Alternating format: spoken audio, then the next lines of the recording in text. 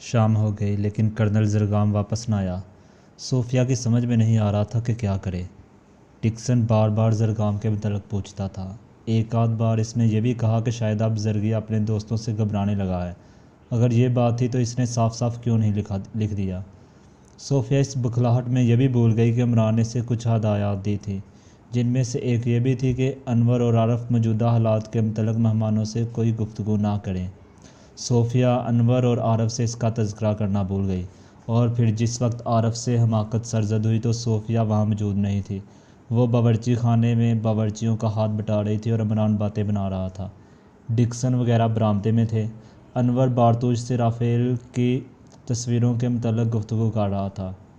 عارف Dixon کی لڑکی Martha کو اپنے البم دکھا رہا تھا اور ڈکسن دور کے پہاڑوں کی چوٹیوں میں شفق کے رنگین لہرائیے دیکھ رہا تھا۔ اچانک اس نے عارف کی طرف مڑ کر کہا، زرگی سے ایسی امید نہیں تھی۔ عارف اس وقت موج میں تھا۔ اس میں نہ جانے کیوں ان لوگوں کے لیے اپنائیت کا احساس بڑی شدت سے پیدا ہو گیا۔ ہو سکتا ہے کہ اس کی وجہ کرنل کی شوخ اور خوبصورت لڑکی مارتھا رہی ہو۔ کرنل صاحب، یہ ایک بڑا گہرا راز ہے، عارف نے البم بند کرتے ہوئے کہا۔ راز؟ کرنل ڈکسن بربرا کر اسے گھورنے لگا۔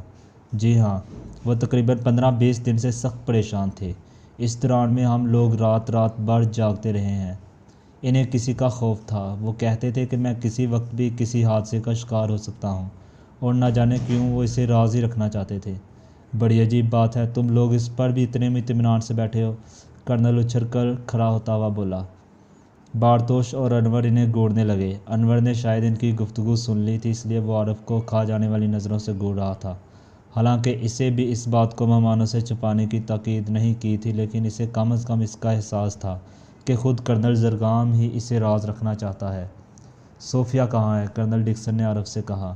شاید کچن میں۔ کرنل ڈکسن نے کچن کی راہ لی۔ بقیہ لوگ وہیں بیٹھے رہے۔ صوفیہ فرائنگ پین میں کچھ تل رہی تھی اور عمران اس کے قریب خاموش کھڑا تھا۔ صوفی، کرنل ڈکسن نے کہا، یہ کیا معاملہ ہے؟ اوہ، آپ؟ صوفیہ چونک پڑی۔ یہاں تو بہت گرمی ہے، میں بھی آتی ہوں۔ پرواہ نہ کرو، یہ بتاؤ زرگی کا کیا معاملہ ہے؟ عمران نے الووں کی طرح اپنے دیدے پھرائے۔ مجھے خود تشویش ہے کہ ڈیڈی کہاں چلے گئے، صوفیہ نے کہا۔ جھوٹ مت بولو، ابھی مجھے عارف نے بتایا ہے۔ اوہ وہ، صوفیہ تھوک نکل کر رہ گئی۔ پھر اس نے عمران کی طرف دیکھا۔ بات یہ ہے کہ کرنل صاحب، وہ ساری باتیں بڑی مضحکہ خیز ہیں، عمران نے کہا۔ ایسی صورت میں بھی جب وہ زرگام اس طرح غائب ہو گیا ہے؟ کرنل نے سوال کیا۔ وہ اکثر یہی کر بیٹھتے ہیں، کئی دن گھر سے غائب رہتے ہیں، کوئی خاص بات نہیں، عمران بولا۔ میں مطمئن نہیں ہوا۔ کنفیوشس نے بھی ایک بار یہی کہا تھا۔ کرنل نے اسے غصیلی نظروں سے دیکھا اور صوفیہ سے بولا، جلدی آنا، میں برآمدے میں تمہارا انتظار کروں گا۔ ڈکسن چلا گیا۔ بڑی مصیبت ہے، صوفیہ بربرائی، میں کیا کروں؟ یہ مصیبت تم نے خود ہی مول لی ہے، عارف کو منع کیوں نہیں کیا تھا؟ عمران بولا۔ انہی الجھنوں میں بھول گئی تھی۔ میں نے تمہیں اطمینان دلایا تھا۔ پھر کیسی الجھن؟ یہاں تک بتا دیا کہ کرنل کو میں نے ہی ایک محفوظ مقام پر بھجوا دیا ہے۔ لیکن یہ الجھن کیا کم تھی کہ مہمانوں کو کیا بتاؤں گی؟ کیا مہمان اس اطلاع کے بغیر مر جاتے؟ تمہارے دونوں کزن مجھے سخت ناپسند ہیں، سمجھی؟ اب میں کیا کروں؟ عارف بالکل الو ہے۔ خیر، عمران کچھ سوچنے لگا، پھر اس نے کہا، جلدی کرو، میں نہیں چاہتا کہ اب میرے متعلق مہمانوں سے کچھ کہا جائے۔ وہ دونوں برآمدے میں آئے۔ یہاں انور اردو میں عارف کی خاصی مرمت کر چکا تھا اور اب وہ خاموش بیٹھا تھا۔ مجھے پورے واقعات بتاؤ، کرنل نے صوفیہ سے کہا۔ پورے واقعات کا علم کرنل کے علاوہ اور کسی کو نہیں، عمران بولا۔ کس بات کا خوف تھا اسے؟ ڈکسن نے پوچھا۔ وہ لکڑی کے ایک بندر سے بری طرح خائف تھے۔ کیا بکواس ہے! اس لیے میں کہتا تھا کہ واقعات نہ پوچھیے، مجھے کرنل صاحب کی ذہنی حالت پر شبہ ہے، عمران بولا۔ اس کے باوجود بھی تم لوگوں نے اسے تنہا گھر سے باہر نکلنے دیا۔ ان کی ذہنی حالت بالکل ٹھیک تھی، عارف نے کہا۔ تو پھر بکواس کیے جا رہا ہے، انور نے اسے اردو میں ڈانٹا۔ کرنل ڈکسن انور کو گھورنے لگا۔ تم لوگ بڑے پراسرار معلوم ہو رہے ہو، اس نے کہا۔ یہ دونوں واقعی بڑے پراسرار ہیں، عمران نے مسکرا کر کہا۔ آج یہ دن بھر ایئر گن سے مکھیاں مارتے رہے ہیں۔ مارتھا اس جملے پر بے ساختہ ہنس پڑی۔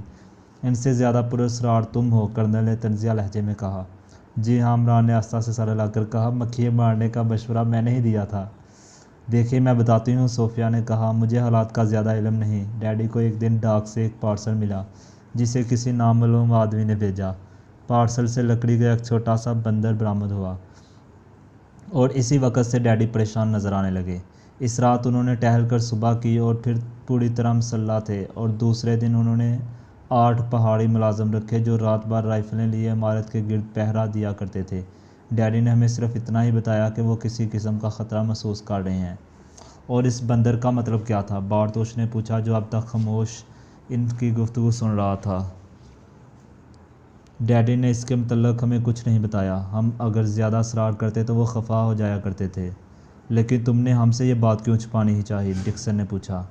ڈیڈی کا حکم، انہوں نے کہا تھا کہ اس بات کے پھیلنے پر خطرہ اور زیادہ بڑھ جائے گا۔ عجیب بات ہے، ڈکسن کچھ سوچتا ہوا بولا۔ کیا میں ان حالات میں اس چھت کے نیچے چین سے رہ سکوں گا؟ میرا خیال ہے کہ خطرہ صرف کرنل کے لیے تھا، عمران بولا۔ تم احمق ہو، ڈکسن جھنجھلا گیا۔ میں خطرہ کی بات نہیں کر رہا، زرگام کے لیے فکر مند ہوں۔ کنفیوشس نے کہا ہے، جب تک میں یہاں مقیم رہوں تم کنفیوشس کا نام نہ لینا، سمجھے؟ کرنل بگڑ گیا۔ اچھا، عمران نے کسی سعادت مند بچے کی طرح سر ہلا کر کہا، اور جیب سے چیونگ گم کا پیکٹ نکال کر اس کا کاغذ پھاڑنے لگا۔ مارتھا پھر ہنس پڑی۔ پولیس ہیڈ کوارٹر کے کمرے میں انسپکٹر خالد میز پر بیٹھا اپنی ڈاک کھول رہا تھا۔ یہ ایک تنومند اور جوان سال آدمی تھا، پہلے فوج میں تھا اور جنگ ختم ہونے کے بعد محکمہ سراغ رسانی میں لے لیا گیا تھا۔ آدمی ذہین تھا، اس لیے اسے اس محکمہ میں کوئی دشواری نہیں پیش آئی۔ کارکردگی کی بنا پر وہ ہر دل عزیز بھی تھا۔ اس کے خد و خال تیکھے ضرور تھے، لیکن ایسا معلوم ہوتا تھا جیسے اس کے چہرہ کا دل سے کوئی تعلق ہی نہ ہو۔ چہرے کی بناوٹ سخت دل آدمیوں کی سی تھی، مگر عادت اتوار سے سخت گیری نہیں ظاہر ہوتی تھی۔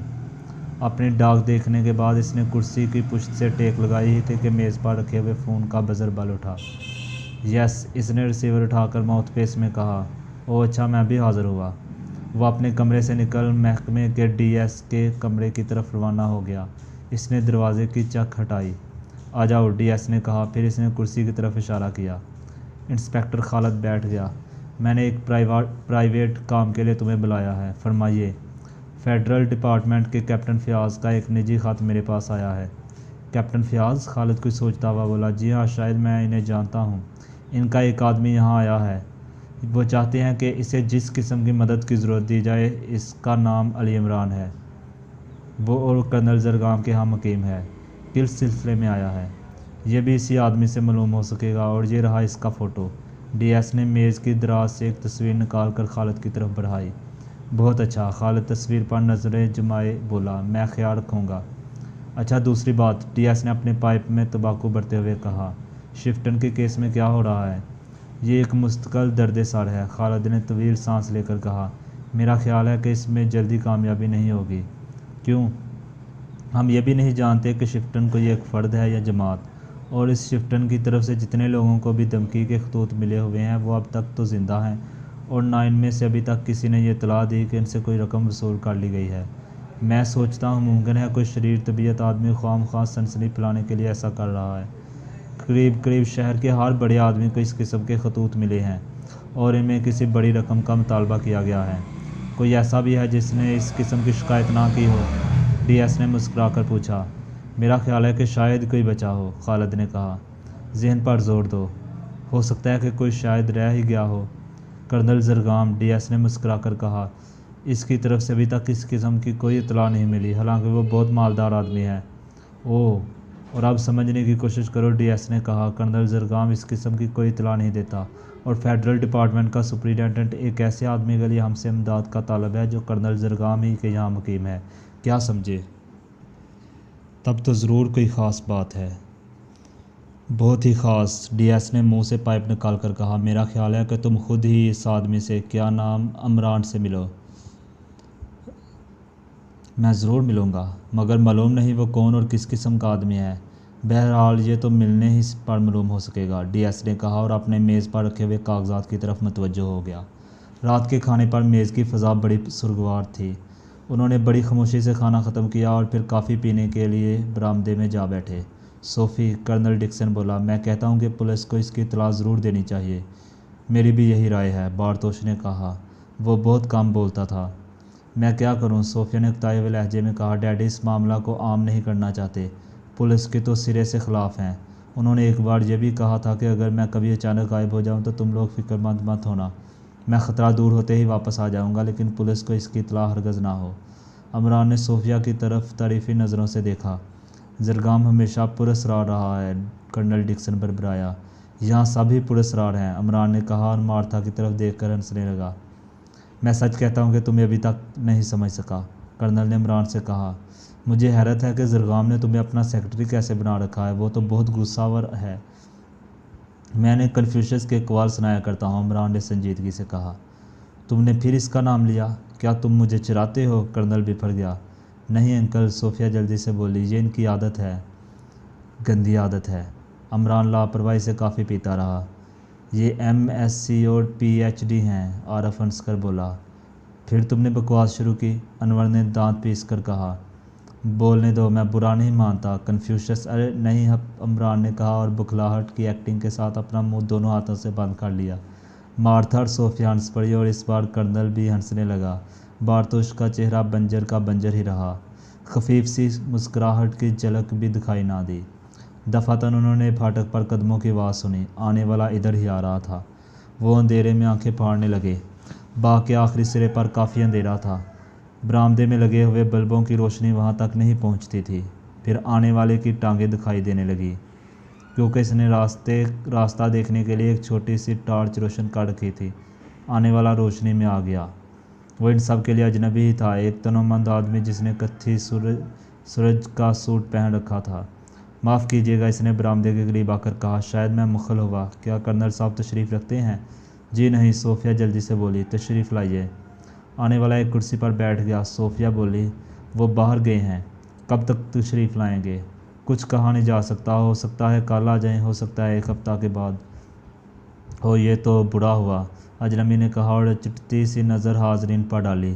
عمران کو دیکھ کر ایک لہجہ اس پر نظریں جمائے رہا، پھر بولا، کہاں گئے ہیں؟ افسوس کہ وہ اپنا پروگرام کسی کو نہیں بتاتے، صوفیہ نے کہا۔ پھر اپنا کارڈ چھوڑ جائیے، آتے ہی ان سے تذکرہ کر دیا جائے گا۔ بہت جلدی کا کام ہے، اجنبی نے افسوس ظاہر کیا۔ آپ وہ کام مجھ سے کہہ سکتے ہیں، عمران بولا، میں کرنل کا پرائیویٹ سیکرٹری ہوں۔ اوہ، اجنبی حیرت کا اظہار کیا، پھر سنبھل کر بولا، تب تو ٹھیک ہے، کیا آپ الگ تھوڑی سی تکلیف کریں گے؟ بس اتنا ہی سا کام تھا، عمران نے احمقوں کی طرح کہا، لیکن میں الگ تھوڑی سی تکلیف کا مطلب نہیں سمجھ سکا۔ وہ تکلیف کس قسم کی ہوگی؟ گلا تو نہ گھٹوانا ہوگا؟ اوہ، میرا مطلب ہے ذرا الگ چلیں گے؟ میں الگ ہی چلتا ہوں، آج تک کسی سے ٹانگ باندھ کر نہیں چلا۔ ارے صاحب، کہنے کا مطلب یہ ہے کہ ذرا میرے ساتھ آئیے۔ او تو پہلے کیوں نہیں کہا؟ عمران اٹھتا ہوا بولا، چلیے چلیے۔ وہ دونوں اٹھ کر باغ کے پھاٹک پر آ گئے۔ پھر علی عمران صاحب ہیں؟ آپ علی عمران صاحب ہیں؟ اجنبی نے پوچھا۔ میں کرنل کا سیکرٹری ہوں۔ وہ تو ٹھیک ہے، دیکھیے میرا تعلق محکمہ سراغ رسانی سے اور خالد نام، ہمیں فیڈرل ڈپارٹمنٹ کے کیپٹن فیاض کی طرف سے ہدایت ملی ہے کہ ہم آپ کی ہر طرح مدد کریں۔ اوہ، فیاض، آہا، بڑا گریٹ آدمی ہے اور یاروں کا یار ہے۔ مجھے نہیں معلوم تھا کہ وہ اتنی سی بات کے لیے اپنے محکمے تک کے آدمیوں کو خطوط لکھ دے گا۔ واہ بھائی، بات کیا ہے؟ انسپکٹر خالد نے پوچھا۔ کیا اس نے وہ بات نہیں لکھی؟ جی نہیں، لکھتا ہی کیا، بات یہ ہے مسٹر خالد کہ مجھے بٹیر کھانے اور بٹیر لڑانے دونوں کا شوق ہے، اور آپ کے یہاں بٹیروں کے شکار پر پابندی ہے۔ فیاض نے کہا تھا کہ میں اجازت دلوا دوں گا۔ خالد چند لمحے حیرت سے عمران کو دیکھتا رہا، پھر بولا، آپ نے یہ کیوں کہا تھا کہ آپ کرنل کے سیکرٹری ہیں؟ پھر کیا کہتا؟ وہ شاید آپ کو اس کے کہنے پر دوسری حیثیت سے اعتراض ہے۔ بالکل ٹھیک مسٹر خالد، بات دراصل یہ ہے کہ میں یہاں آیا تھا مہمان ہی کی حیثیت سے، لیکن بعد کو نوکری مل گئی۔ کرنل نے مجھے بے حد پسند کیا، میں ان کے لیے دن بھر ایئر گن سے مکھیاں مارتا رہتا ہوں۔ آپ مجھے ٹاڑ رہے ہیں جناب، خالد ہنس کر بولا۔ پھر اس نے سنجیدگی سے کہا، حالانکہ یہ معاملہ بہت اہم ہے۔ کیسا معاملہ؟ عمران نے حیرت سے کہا۔ کچھ بھی ہو، آپ بہت گہرے آدمی معلوم ہوتے ہیں، اس کا مجھے یقین ہے کہ آپ کیپٹن فیاض کے خاص آدمیوں میں سے ہیں۔ اچھا چلیے، میں آپ سے صرف ایک سوال کروں گا۔ ضرور کیجیے۔ کیا کرنل نے براہ راست فیڈرل ڈپارٹمنٹ سے مدد طلب کی تھی؟ عمران چونک کر اسے گھورنے لگا۔ مدد؟ میں نہیں سمجھا، اس نے کہا۔ دیکھیں جناب، خالد نے کہا، ہو سکتا ہے آپ اس محکمہ میں بہت دنوں سے ہوں، لیکن میں ابھی بالکل اناڑی ہوں۔ یقیناً آپ مجھ سے سینئر ہی ہوں گے، اس لیے میں آپ کے مقابلہ کا اہل نہیں ہو سکتا، لہٰذا اب کھل کر بات کیجیے تو شکر گزار ہوں گا۔ اچھا میں کھل کر بات کروں گا، لیکن پہلے مجھے بات کی نوعیت سمجھنے دیجیے۔ آپ کے ذہن میں کرنل کے متعلق کیا ہے؟ کچھ نہیں، لیکن ایک بات، خالد کچھ سوچتا ہوا بولا۔ ٹھہریے میں بتاتا ہوں۔ بات یہ ہے کہ آپ سونا گڑھی میں نووارد ہیں۔ ہم لوگ پچھلے 1 ماہ سے ایک پراسرار آدمی یا گروہ شفٹن نامی کی تلاش میں ہیں، جس نے یہاں کے دولت مند لوگوں کو دھمکی کے خطوط لکھے ہیں، ان سے بڑی رقموں کا مطالبہ کیا ہے۔ دھمکی کے مطابق عدم ادائیگی کی صورت میں انہیں قتل کر دیا جائے گا۔ ہاں، تو کہنے کا مطلب یہ ہے کہ ان سب نے اس کی رپورٹ کی ہے، مگر کیا؟ عمران جلدی سے بولا۔ ہمیں کرنل زرگام کی طرف سے اس قسم کی کوئی شکایت نہیں موصول ہوئی۔ تو آپ زبردستی شکایت موصول کرانا چاہتے ہیں؟ عمران ہنس پڑا۔ اوہ دیکھیے، آپ سمجھے نہیں، بات یہ ہے کہ آخر کرنل کو کیوں چھوڑا گیا، اور اگر اسی طرح کی کوئی دھمکی اسے ملی ہے تو اس نے اس کی رپورٹ کیوں نہیں کی؟ واقعی آپ بہت گہرے آدمی معلوم ہوتے ہیں، عمران نے طنزیہ لہجے میں کہا۔ اچھا چلے فرض کیجئے کہ کرنل کو بھی دھمکی کا خط ملا، تو کیا یہ ضروری ہے کہ آپ کے محکمہ کو اس کی اطلاع دے؟ ممکن ہے وہ اسے مذاق سمجھا ہو، اور مذاق نہ بھی سمجھا ہو تو کچھ لوگ ایسے بھی ہوتے ہیں جنہیں اپنی قوت بازو کے علاوہ اور کسی پر بھروسہ نہیں ہوتا۔ میں صرف اتنا معلوم کرنا چاہتا ہوں کہ کرنل کو بھی اس قسم کا کوئی خط ملا یا نہیں۔ میں وثوق سے نہیں کہہ سکتا، عمران بولا، مجھے اس کا علم نہیں۔ آپ کو کیپٹن فیاض نے یہاں کیوں بھیجا ہے؟ میری کھوپڑی کا مغز درمیان سے کریک ہو گیا ہے، اس لیے گرمیوں میں ٹھنڈی ہوا ہی مجھے راس آتی ہے۔ اوہ، آپ کچھ نہیں بتائیں گے؟ خیر، اچھا، اس تکلیف کا بہت بہت شکریہ۔ مجھے کرنل کی واپسی ہی کا منتظر رہنا پڑے گا۔ ویسے ہم پھر بھی ملتے رہیں گے، عمران نے مصافحہ کے لیے ہاتھ بڑھاتے ہوئے کہا۔ اوہ ضرور ضرور، خالد نے کہا اور مصافحہ کر کے رخصت ہو گیا۔ عمران پھر برآمدے میں لوٹ آیا، یہاں سب لوگ بے چینی سے اس کی واپسی کے منتظر تھے۔ کون تھا؟ صوفیہ نے پوچھا۔ محکمہ سراغ رسانی کا انسپکٹر خالد۔ کیا؟ کرنل ڈکسن نے حیرت کا اظہار کیا۔ کیا بات تھی؟ صوفیہ نے مستبرانہ لہجے میں کہا۔ اس پر عمران نے پوری بات دہرا دی۔ وہ سب حیرت سے اس کی طرف دیکھ رہے تھے۔ اس نے صوفیہ سے پوچھا، کیا کرنل کو شفٹن کی طرف سے کبھی کوئی خط ملا ہے؟ نہیں، یہی تو میں کہہ رہا تھا کہ آخر انہوں نے اپنے عزیز جوائنٹ سیکرٹری سے اس کا تذکرہ کیوں نہیں کیا؟ تم نے دوسرے معاملہ کا تذکرہ نہیں کیا؟ کرنل ڈکسن نے پوچھا۔ ہرگز نہیں، بھلا کس طرح کر سکتا تھا؟ تم واقعی کریک معلوم ہوتے ہو۔ جی ہاں، کنفیوشس نہیں، میرا اپنا قول ہے کہ اچھا ملازم وہی ہے جو مالک کے حکم سے 1 انچ ادھر نہ 1 انچ ادھر۔ جہنم میں جاؤ، کرنل گرا کر بولا اور وہاں سے اٹھ گیا۔ انسپکٹر خالد سونا گڑھی کے جیفریز ہوٹل کی رقص گاہ میں کھڑا ناچتے ہوئے جوڑوں کا جائزہ لے رہا تھا۔ اس کے ساتھ اس کے سیکشن کا ڈی ایس بھی تھا۔ آج صوفیہ اپنے مہمانوں سمیت یہاں آئی تھی، لیکن اس نے رقص میں حصہ نہیں لیا تھا۔ اچھا، ڈی ایس نے حیرت کا اظہار کیا۔ یہ تو ابھی لونڈا ہی معلوم ہوتا ہے۔ خیر، میں نے کیپٹن فیاض سے اس کی حیثیت کے متعلق پوچھا ہے، اور ادھر غالباً زرگام کی لڑکی صوفیہ ہے، اس کے ساتھ وہ داڑھی والا کون ہے؟ کوئی مہمان ہے، بارتوش، سلواکیہ کا باشندہ ہے، اور وہ کرنل ڈکسن ہے۔ اس کی لڑکی مارتھا عمران کے ساتھ ناچ رہی ہے۔ اس عمران پر گہری نظر رکھو، ڈی ایس نے کہا۔ اچھا، میں جاؤں گا۔ ڈی ایس چلا گیا۔ رقص بھی ختم ہو گیا۔ عمران اور مارتھا اپنی میزوں کی طرف لوٹ آئے۔ خالد چند لمحے انہیں گھورتا رہا، پھر وہ بھی رقص گاہ سے چلا گیا۔ عمران بڑی موج میں تھا۔ مارتھا 2-3 ہی دنوں میں اس سے کافی بے تکلف ہو گئی تھی۔ وہ تھی ہی کچھ اس قسم کی۔ عارف اور انور سے بھی وہ کچھ اس طرح گل مل گئی تھی جیسے برسوں پرانی جان پہچان ہو۔ تم اچھا ناچتے ہو، اس نے عمران سے کہا۔ واقعی؟ عمران نے حیرت سے کہا۔ اگر یہ بات ہے تو اب میں دن رات ناچا کروں گا۔ میرے پاپا بہت گریٹ آدمی ہیں، انہیں بڑی خوشی ہوگی۔ کیا تم واقعی بیوقوف آدمی ہو؟ مارتھا نے مسکرا کر پوچھا۔ پاپا یہی کہتے ہیں۔ اور بچے کی ممی کا کیا خیال ہے؟ ممی جوتیوں سے مرمت کرنے کی اسپیشلسٹ ہے، اس لیے خاص موقع پر اپنے خیالات کا اظہار کرتی ہیں۔ میں نہیں سمجھی۔ نہ سمجھو گی، انگلینڈ میں جوتیوں سے اظہار خیال کا رواج نہیں ہے۔ اتنے میں عارف کسی بات پر مارتھا اس کی طرف متوجہ ہو گئی۔ ویٹر ان کے لیے کافی کی ٹرے لا رہا تھا۔ اس میں ایک گلاس آرنج اسکواش کا بھی تھا، یہ صوفیہ نے اپنے لیے منگوایا تھا۔ ویٹر ابھی دور ہی تھا کہ اس کے قریب سے گزرتا ہوا ایک آدمی اس سے ٹکرا گیا۔ ویٹر لڑکھڑایا ضرور، مگر سنبھل گیا اور اس نے ٹرے بھی سنبھال لی۔ عمران سامنے ہی دیکھ رہا تھا، اس کے ہونٹ ذرا سا کھلے اور پھر برابر ہو گئے۔ وہ اس آدمی کو دیکھ رہا تھا جو ویٹر سے ٹکرانے کے بعد اس سے معافی مانگ کر آگے بڑھ گیا تھا۔ جیسے ہی ویٹر نے ٹرے میز پر رکھی، عمران اس طرح دوسری طرف مڑا کہ اس کا ہاتھ اورنج اسکوائش کے گلاس سے لگا اور گلاس الٹ گیا۔ اوہ کیا مصیبت ہے، عمران بکھلا کر بولا اور گلاس سیدھا کرنے لگا۔ تم شاید کبھی شریف آدمیوں کے ساتھ نہیں رہے، کرنل ڈکسن جھنجھلا گیا، لیکن بارتوش اسے عجیب نظروں سے گھور رہا تھا۔ میں ابھی دوسرا لاتا ہوں، عمران نے صوفیہ کی طرف دیکھ کر کہا اور گلاس اٹھا کر کھڑا ہو گیا۔ صوفیہ کچھ نہ بولی، اس کے چہرے پر بھی ناگواری کے اثرات نظر آ رہے تھے۔ عمران نے کاؤنٹر پر پہنچ کر دوسرا گلاس طلب کیا۔ اتنی دیر میں ویٹر میز صاف کر چکا تھا۔ عمران گلاس لے کر واپس آ گیا۔ صوفیہ کی شلوار اور مارتھا کے اسکرٹ پر اورنج اسکوائش کے دھبے پڑ گئے تھے، اس لیے وہ دونوں ہی بڑی شدت سے بور نظر آ رہی تھی۔ ایسی صورت میں وہاں زیادہ دیر ٹھہرنا قریب ناممکن تھا، لیکن اب سوال یہ تھا کہ وہ اٹھے کس طرح۔ ظاہر ہے کہ اسکرٹ اور شلوار کے دھبے کافی بڑے تھے اور دور سے صاف نظر آ رہے تھے۔ تم جیسے بدحواس آدمیوں کا انجام میں نے ہمیشہ برا دیکھا، کرنل عمران سے کہہ رہا تھا۔ ہاں، عمران سر ہلا کے بولا، مجھے اس کا تجربہ ہو چکا ہے۔ ایک بار میں نے سنکھیا کے دھوکے میں لیمن ڈراپ کھا لیا تھا۔ مارتھا جھنجھلاہٹ کے باوجود مسکرا پڑی۔ پھر کیا ہوا؟ عارف نے پوچھا۔ بچہ ہوا تھا اور مجھے انکل کہتا تھا، عمران نے اردو میں کہا۔ تم بہت چہکتے ہو، لیکن مارتھا تم پر ہرگز عاشق نہیں ہو سکتی۔ کیا فضول بکواس کرنے لگے، صوفیہ بگڑ کر بولی۔ عمران کچھ نہ بولا، وہ کچھ سوچ رہا تھا اور اس کی آنکھیں اس طرح پھیل گئی تھی جیسے کوئی الو یک بیک روشنی میں پکڑا گیا ہو۔ تھوڑی دیر بعد وہ سب واپسی کے لیے اٹھے۔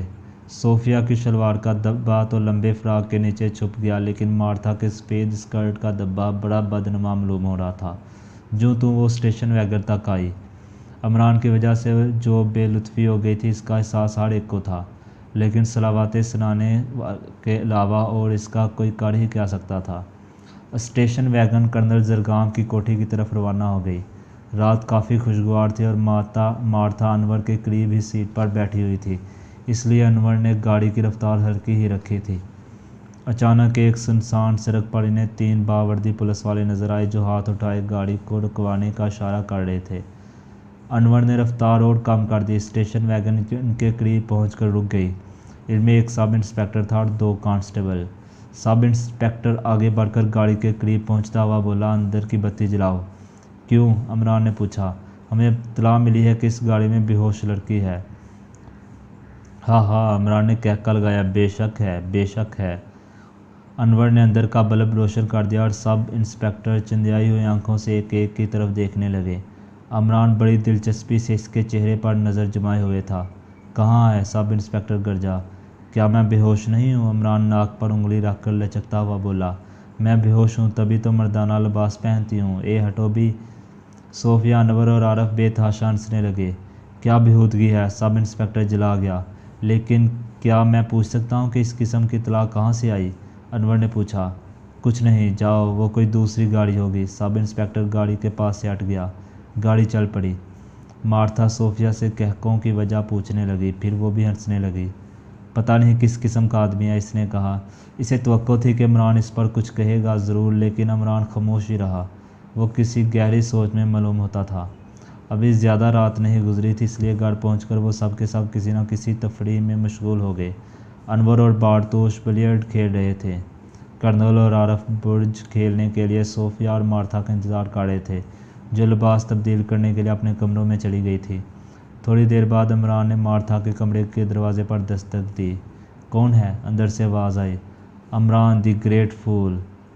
کیا بات ہے؟ مارتھا نے دروازہ کھولتے ہوئے پوچھا۔ وہ اپنا اسکرٹ تبدیل کر چکی تھی۔ مجھے افسوس ہے کہ میری وجہ سے تمہارا اسکرٹ خراب ہوا۔ کوئی بات نہیں۔ اوہ نہیں، لاؤ، اس اسکرٹ مجھے دو، ورنہ وہ دھبا مستقل ہو جائے گا۔ ارے نہیں، تم اس کی فکر نہ کرو۔ لاؤ تو، ورنہ مجھے اور زیادہ افسوس ہوگا۔ تم سے تو پیچھا چھڑانا مشکل ہو جاتا ہے۔ تھوڑی رد و قدا کے بعد مارتھا نے اپنا اسکرٹ عمران کے حوالے کر دیا۔ اب وہ صوفیہ کے کمرے میں پہنچا۔ اس کے ایک ہاتھ میں مارتھا کا اسکرٹ اور دوسرے ہاتھ میں دودھ کی بوتل۔ یہ کیا؟ صوفیہ نے حیرت سے پوچھا۔ دھبا چھڑانے جا رہا ہوں، لاؤ تم بھی شلوار دے دو۔ کیا بے تکی بات ہے عمران، سچ مچ آپ بعض اوقات بہت کرتے ہیں۔ نہیں، لاؤ، پانی نہیں لگے گا، دودھ سے صاف کروں گا۔ میں کچھ نہیں جانتی، صوفیہ بنا گئی۔ عمران نے شلوار اٹھا لی جو ابھی کرسی کے گتے پر پڑی ہوئی تھی۔ صوفیہ اکتائے ہوئے انداز میں اس کی حرکتیں دیکھتی رہی۔ اس نے ایک بڑے پیالے میں دودھ الٹ کر ڈبوں کو ملنا شروع کیا۔ تھوڑی دیر بعد ڈبے صاف ہو گئے۔ صوفیہ کی بڑی بالوں والی ایرانی بلی بار بار پیالے پر جھپٹ رہی تھی۔ عمران اسے ہٹاتا جاتا تھا۔ جب وہ اپنے کام سے فارغ ہو چکا تو بلی دودھ پر ٹوٹ پڑی۔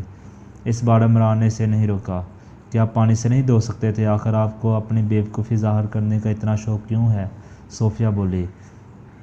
ہے تو کیا مجھ سے کوئی بیوقوفی سرزد ہوئی؟ عمران نے حیرت کا اظہار کیا۔ خدا کے لیے بور مت کیجیے، صوفیہ نے بیزاری سے کہا۔ آدم نے جب اس درخت کے قریب جانے سے ہچکچاہٹ ظاہر کی تھی، حوا نے بھی یہی کہا تھا۔ صوفیہ کچھ نہ بولی۔ اس نے بلی کی طرف دیکھا جو دودھ پیتے پیتے ایک طرف لڑک گئی تھی۔ ہائے، یہ اسے کیا ہو گیا؟ وہ اٹھتی ہوئی بولی۔ کچھ نہیں۔ عمران نے بلی کی ٹانگ پکڑ کر اسے ہاتھ میں لٹکا لیا۔ کیا ہوا اسے؟ صوفیہ چیخ کر بولی۔ کچھ نہیں، صرف بے ہوش ہو گئی ہے۔ اللہ نے چاہا تو صبح سے پہلے ہوش میں نہیں آئے گی۔ آخر یہ آپ کیا کر رہے ہیں؟ صوفیہ کا لہجہ جارحانہ تھا۔ وہ نقلی پولیس والے ایک بے ہوش لڑکی ہماری گاڑی میں ضرور پاتے، مگر میں اس طرح لٹکا نہ سکتا۔ کیا؟ صوفیہ آنکھیں پھاڑ کر بولی۔ تو یہ ڈبے، ظاہر ہے کہ وہ امرت دھارا کے ڈبے نہیں تھے، لیکن اس کا مطلب تمہارا اغوا، لیکن میں نے انہیں نہیں چلنے دی۔ آپ نے جان بوجھ کر گلاس میں ہاتھ مارا تھا۔ ہاں، عمران سر ہلا کر بولا۔ کبھی کبھی ایسی حماقت بھی سرزد ہو جاتی ہے۔ آپ کو معلوم کیسے ہوا تھا؟ عمران نے ایک نامعلوم آدمی کے ویٹر سے ٹکرانے کی داستان دہراتے ہوئے کہا۔ میری بائیں آنکھ ہمیشہ کھلی رہتی ہے، میں نے اسے گلاس میں کچھ ڈالتے دیکھا تھا۔ صوفیہ خوفزدہ نظر آنے لگی۔ عمران نے کہا، او ڈرو نہیں، لیکن تمہیں ہر حال میں میرا پابند رہنا پڑے گا۔ صوفیہ کچھ نہ بولی۔ وہ اس احمق ترین عقل مند آدمی کو حیرت سے دیکھ رہی تھی۔ اور ہاں دیکھو، اس واقعہ کا تذکرہ کسی سے نہ کرنا۔ عمران نے بے ہوش بلی کی طرف اشارہ کر کے کہا۔ عارف اور انور سے بھی نہیں کروں گی۔ عمران صاحب، آپ واقعی گریٹ ہیں۔ کاش میرے پاپا بھی یہی سمجھتے، عمران نے مغموم لہجے میں کہا۔